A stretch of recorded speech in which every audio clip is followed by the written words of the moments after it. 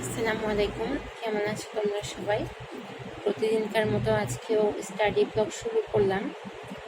আসলে সফলতা পাওয়ার জন্য পড়াশোনা করতেই হয়, পড়াশোনার বিকল্প কিছু নেই।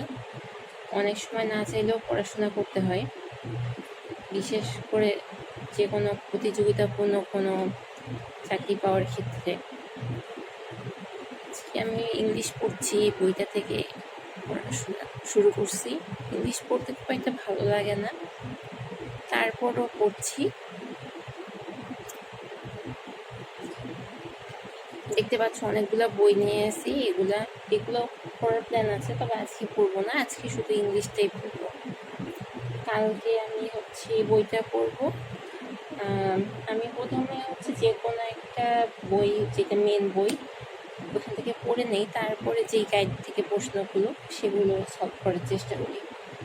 আমার এই যে বইটা মোটামুটি ভালোই লেগেছে, অনেক কিছু ডিটেলসে দেওয়া আছে। আর বইটা অনেক আগেই কিনেছি, এই বইটা পড়া হয় নাই। এই বইটা ভালো আইসিটির জন্য, একদম বেসিক থেকে। এটা এইচএসসির জন্য। এইচএসসিতে একবার পড়েছিলাম, আবার কিনেছি নতুন এডিশন।